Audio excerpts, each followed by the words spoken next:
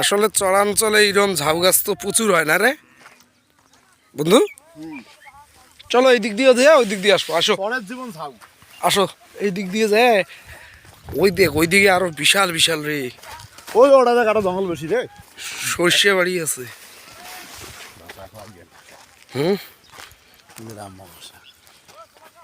বন্ধু বলো। এদিক কুটি আসলাম। হুম মা ওই বিয়াটা তো সর্ষে বাড়ি নিক রে। হ্যাঁ ওই সর্ষে ইন্ডিয়া নাকি?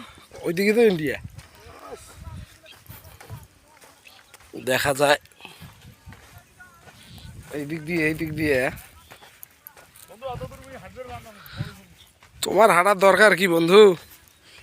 আমি সব ঝাউ গাছগুলো আর এপাশ ওপাশ ভিতর দিয়ে যাব।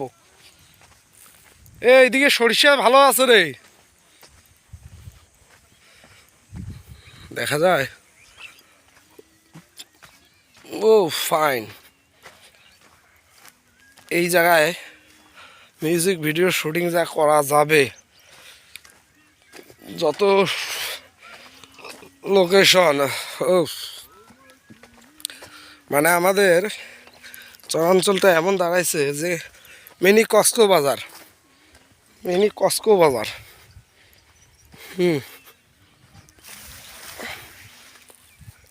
এইদিকে ক্ষেত খামারি আর এইদিকে ঝাউ।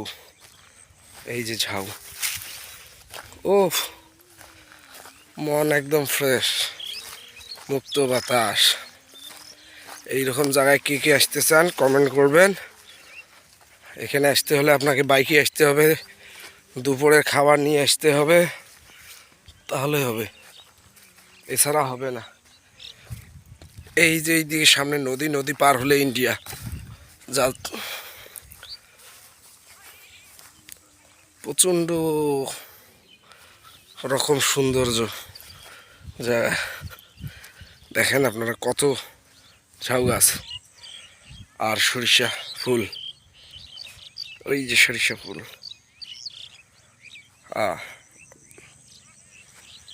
এখন শেষ করছি, আল্লাহ হাফেজ।